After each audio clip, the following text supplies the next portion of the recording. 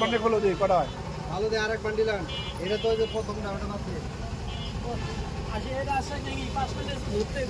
এটা যদি 5 টাকা করে কম হয় তাহলে তো প্রবলেম না